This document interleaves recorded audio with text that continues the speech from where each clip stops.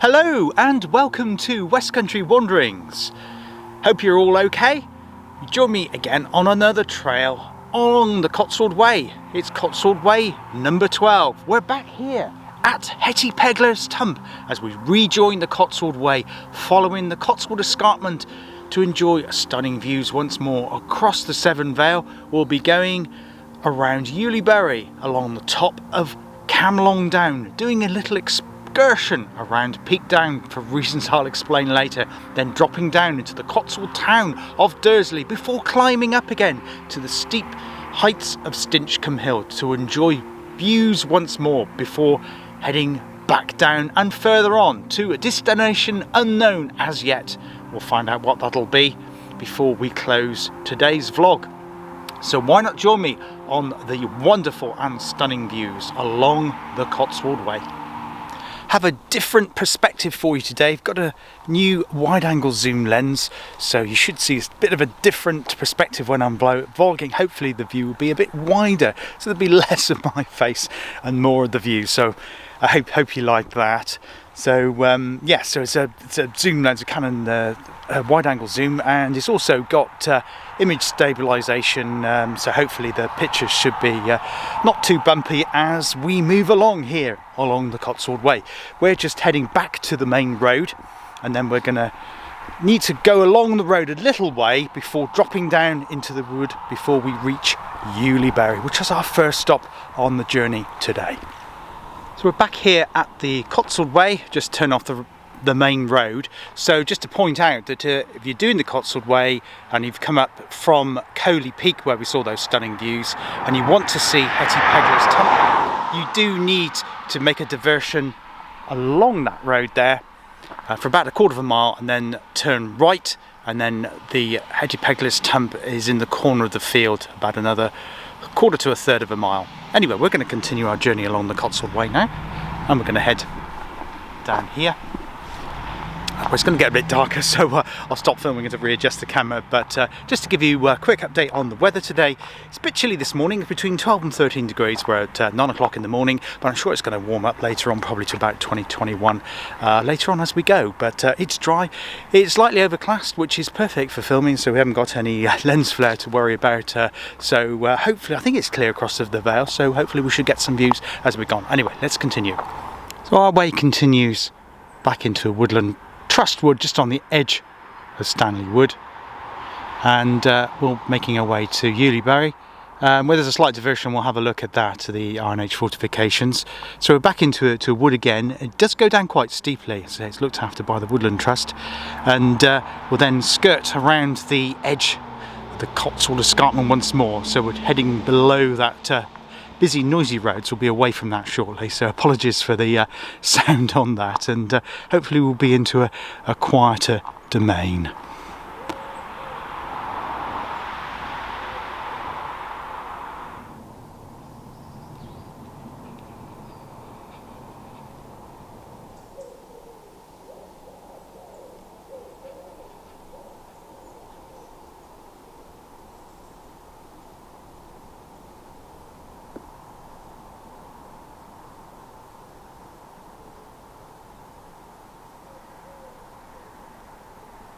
Our first glimpse of views this morning across the Severn Plain.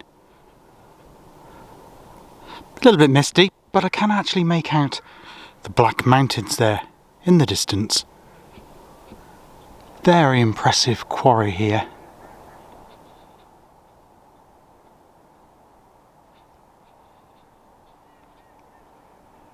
Also very good from a geological perspective. You can see all the layers there of the Oolitic limestone. Probably last quarried, I guess, maybe in the 19th century. One of a number of quarries that we've seen here along the Cotswold Way. We're now going to turn off from the Cotswold Way briefly through that silver gate behind me and then turn right, which takes us to Ewleybury. Cotswold Way continues down there, but we're having this short detour just to show you this Iron Age fortification here, high above the Severn Plain.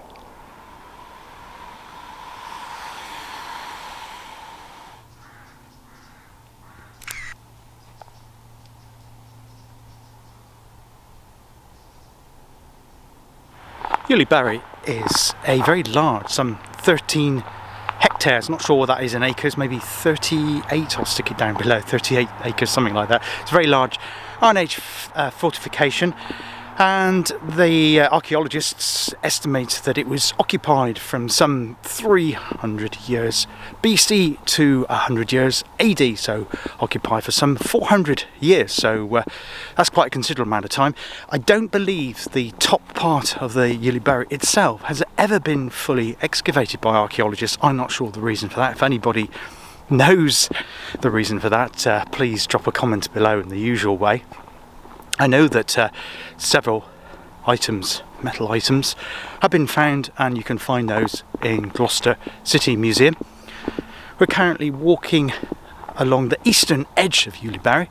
We'll have views extending shortly across the Yule Valley, and then we'll complete the circuit, which will then retake us back to join the Cotswold Way.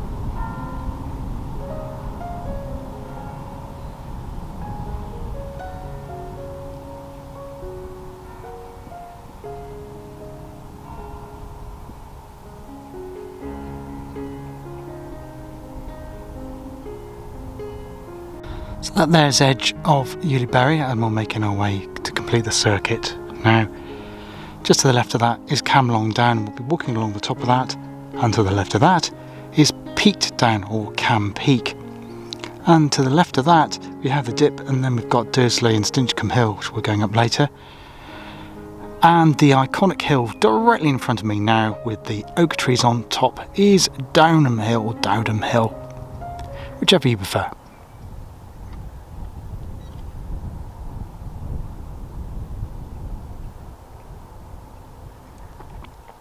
So we're now leaving Yuleberry. Hope you enjoyed the tour here. One final glimpse of the view across the Severn Vale before we head along to Camlong Downs to enjoy some more views from there.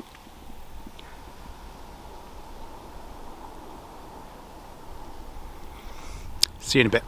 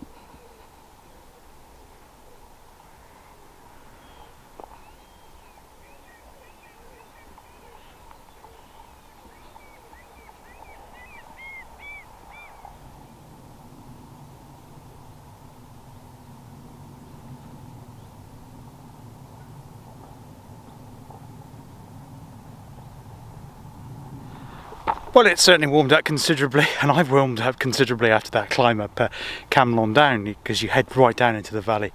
And then it's quite steep climb coming up to the top of this plateau here. I think I mentioned it before that Camlon Down, though it's a site of quarrying and you get stunning views, it's also what's known as a Cotswold outlier, and we've come across a few of those. Breedon Hill is sometimes considered to be a Cotswold outlier off from Broadway. And this is another one of those, as is Peaked Down, or Cam Peak, as the locals prefer to call it, which lies immediately adjacent but just at the top here. We've got stunning views, as I'll show you now.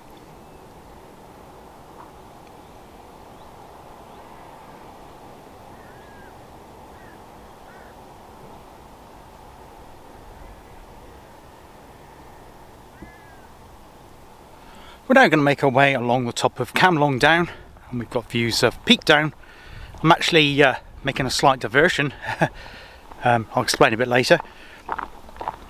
And we're going to then head across towards the Cotswold town of Dursley, which has lots of interesting industrial history, which I will tell you about before we make the final climb of the day up to the top of Stinchcombe Hill, and then that's where Cotswold Way 13 will commence heading south towards, continuing journey south towards the city of Bath.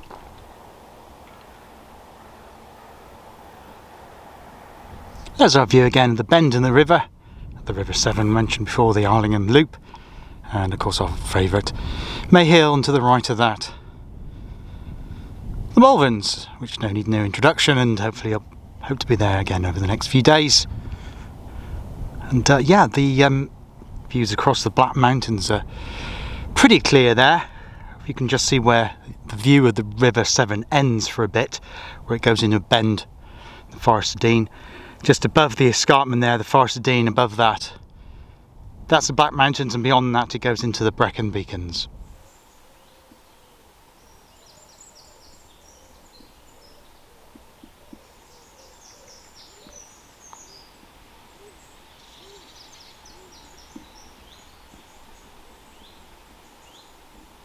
Just something to note at this point, particularly if you're using an old Cotswold Way guidebook, is that about 7 or 8 years ago the route was changed. It used to take you over the top of Peaked Down, or Cam Peak. It no longer does so, and it skirts you around and down where I've just shown you, down towards the town of Dursley. So if you're wondering why, and you're using an older book and wondering why it's taking you on a different route now, that's the reason why.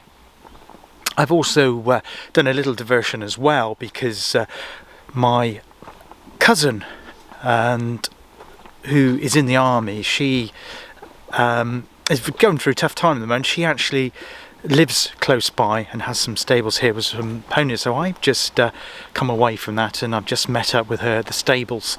Just had a coffee there, so thank you, Sam. It was really good to meet you, and I enjoyed that, and I put a photo of the pony up, and that's been great to catch up with you, so I really appreciate that. So that's why I had the little diversion there earlier. But we're now pressing on towards the Cotswold town of Dursley, just following the stream along here. It's delightful, this part of the walk. It's so quiet, absolutely beautiful, and I'm really enjoying it.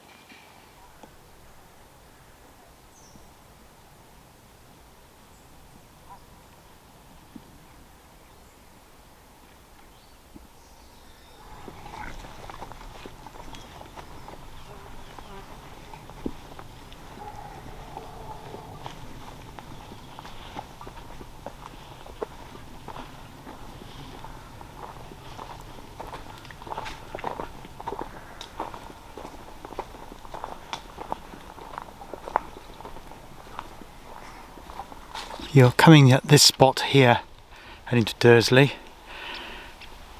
you suddenly need to make a right turn here, as indicated by those trees, through this gate and across the field here.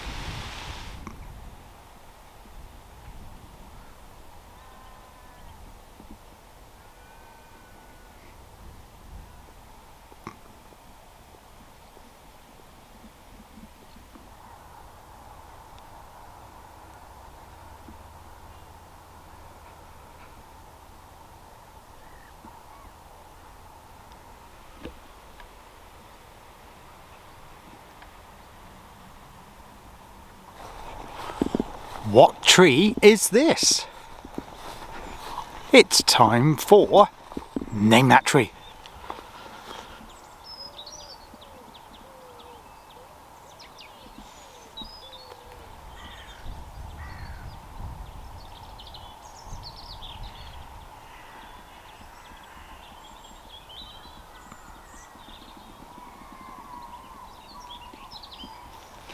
The tree behind me, as I've just shown you on the video there, is pretty tall, and one of the main clues today has a brown trunk with much shallower ridges that we saw on the Wellingtonia on vlog number 11 here on the Cotswold Way. But for today's big clue, remember we had a big clue with that reddish bark, today's big clue is the pine cone. Do a close-up of that. These pine cones stay on the tree for many years. Again, it's not native to this country, and again it's a Californian tree, but it's very common in the southwest of England. And this tree is in fact a Monterey cypress. It's Cyperus macrocarpa. It's a conifer family, and it can grow up to 35 metres tall. Though this example is probably about 28 metres I'd estimate. It's narrow with a conical crown when young, and it's spreading and often becoming flatter topped, which this one is as it comes to the top there. The shoots pointed forward in dense bunches, and it does flower. Obviously we're in late August filming this at the moment. They're green and yellow flowers, but the cones are the giveaway, and they can stay on the tree quite unusually for many years. Anyway, another tree for you here on Name That Tree, the Monterey cypress.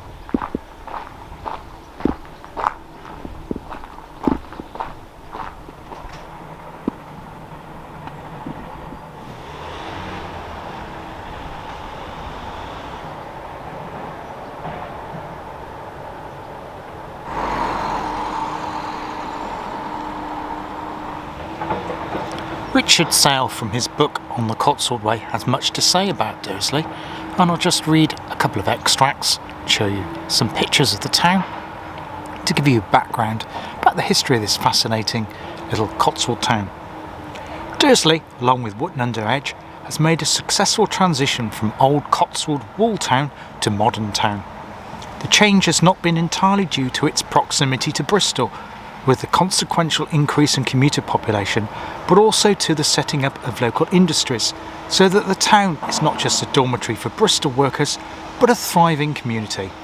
The price that has been paid is a modernisation that has affected much of the old wall town, a change that must be viewed realistically. The town, as we have seen on this walk, is beautifully situated between two spurs of the Cotswolds, to the north Downham Hill, Cam Peak and Cam Longdown, and to the south, which is where we're going to continue our walk today, the most westerly of the spurs, Stinchcombe Hill. The vale is so formed it's fed by the Ewelham Brook that becomes the River Cam beyond the town boundary. The name Dursley is the modern form of Durslage, which is believed to be derived from Dursley's Lee, Durslage's clearing, named after an Anglo-Saxon leader. It is known, however, that this habitation was late in the area's history, since it contains Roman as well as Neolithic remains. What you're looking at the moment is a building called the manor, and the most important of the newer industries was set up here, and that was R.A. Lister and Company in the mid-19th century, which still exists still as a world-famous manufacturer of diesel engines. And if you follow any of the narrow boaters that go up and down the canal, I know I have a couple of viewers to my channel that are narrow boaters, so hi. If you live on the canal and you cruise on the canals, quite a few of you will possibly have a Lister diesel engine in your narrow boat. Some of the company's early success was due to a Dane called Michael Pedersen, who appeared in Dursley around 1890 and disappeared again around the time of the Great War. Pedersen was an inventor of genius who produced various agricultural designs, but concentrated on the creation of the perfect bicycle. His bicycles were made by Listers in the early years and remarkable for their curious designs and their price, some costing more than £2,000 in modern terms. That's not an e-bike, that's the old push bike. He was one of the first to offer gearing, a 3-spud hub gear being produced in 1902 with a friction clutch. This far-sighted attempt failed, however, and was replaced by a tooth drive, but the named Dursley Pedersen was world renowned for its quality. In 1900, one of the cycles was used to break the record for the London to York ride and to set up world records for 100 miles and for 12 hours. There is strong evidence that Shakespeare lived in the town in 1585 when hiding from Sir Thomas Lucy, who we'll come across again when we visit Alcester in Warwickshire in a couple of weeks' time. Sir Thomas Lucy wished to have words with him regarding certain poached deer, so William Shakespeare made off from Warwickshire, heading south here to Dursley in the southern part of Gloucestershire. There were certain Shakespeares in the area at the time, one of them having been buried at Bisley in 1570, and they were present until recent times.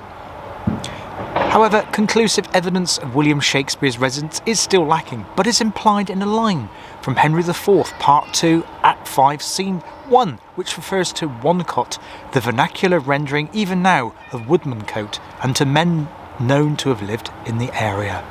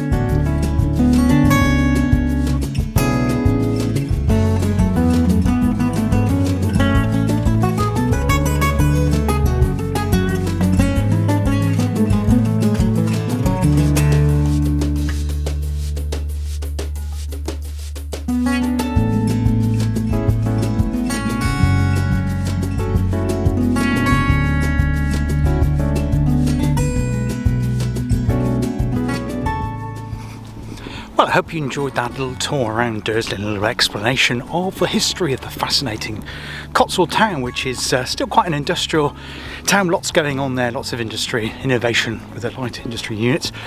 We've just climbed up, just seen where the route where I'm going, climbed up Stinchcombe Hill, and as you've probably just seen from the couple of photographs there. At the top of Stinchcombe Hill is a large golf course, golf club, and also I've just noticed that you can grab refreshments there from the, I think it's called the 19th hole. I don't play golf, but I believe it's called the 19th hole in golfing circles. It is welcomed for walkers, so if you want to stop and sit down outside and watch the golfers and the views, you're most welcome to do that. And I think I'm going to do that, because what I haven't explained today is that, thank you Dad, my dad gave me a lift from home today, dropped me off at Hetty Pegler's Tump this morning. So I don't have to worry about walking back to my car today. Timings now, I think we're about 2:45. So I'm actually catching the bus back home from Dursley. So what we're going to do now is we're going to walk around the golf course here. And that might not sound very interesting, but there's a reason for that. It's because this is a promontory here at Stinchcombe Hill. And once we get to the edge of the scarp, we'll enjoy fine views once more, and I'll set up my tripod with my trusty telephoto lens and tell you all about the views and what we can see from them. So why not follow me here on the journey on Cotswold Way 12.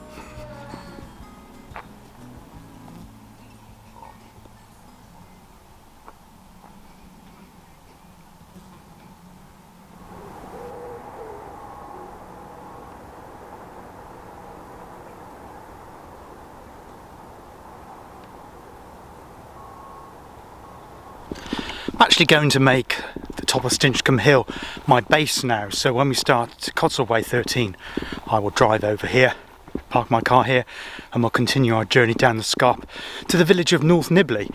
And as you've probably seen from the finger post, the photograph I took, the Cotswold Way splits here. I've got another blue route, so we're kind of on a blue route loop at the moment, if you like, around the edge of the scarp. If you're short of time and you're doing the Cotswold Way, you don't have to do this bit. You can just head down straight to the village of North Nibley, but of course you will miss out some extraordinary views, as you'll see. So if you do have the time, it's well worth doing the extra couple of miles to skirt around the edge of the scarp and around the golf course.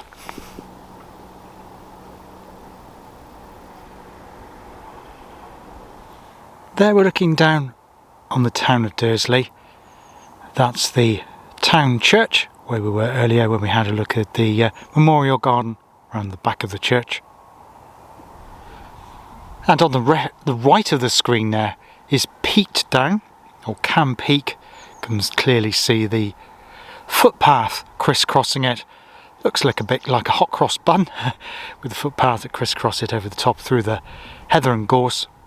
And to the left of that is Camlong Down, and that's where we walked along across the top of that this morning, and we started a journey back through the Coley Woods and Hetty Pegler's Tump, which lies beyond the woods at the far back of the screen there. Now we're going to continue our walk along the Cotswold Way path and look at the views across towards the River Severn and down towards the Bristol area. We've now walked around the scarp through a bit of woodland. We've just come to the view here, and there again, of course, is the River Severn. We're looking down at what remains of Barkilly Nuclear Power Station, and as we follow the river around to this point here, a couple of things of interest there is that Sharpnest Docks with its grain store and large wind turbine, and just beyond that more clearly now, although it still is a bit misty, is the Black Mountains in Wales. Continuing our tour around the scarp on the Cotswold edge, now looking in a southerly direction, looking down towards the M5, that's Micklewood. It's actually pronounced Micklewood, but some people pronounce it Michaelwood services. It's not far from Junction 14, which is a turn off for Woodnard's Edge and Yate in South Gloucestershire. Might just be able to make out the edges of North Bristol towards Filton. Sorry, it's handheld. The tripod wouldn't give me quite enough height above the bush that's right in front. And I believe that there is Flatholm and Steepholm, which is out in the Bristol Channel, so that will be down towards Clevedon.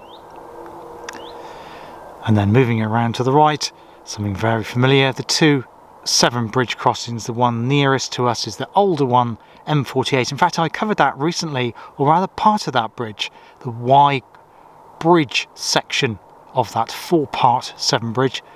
So you might want to have a look at that vlog. It's called A Tale of Three Bridges. And then working our way around the Severn Vale. And now we're going to head around, so we're now looking in a southeasterly direction as we continue our walk around the Cotswold edge here on Stinchcombe Hill.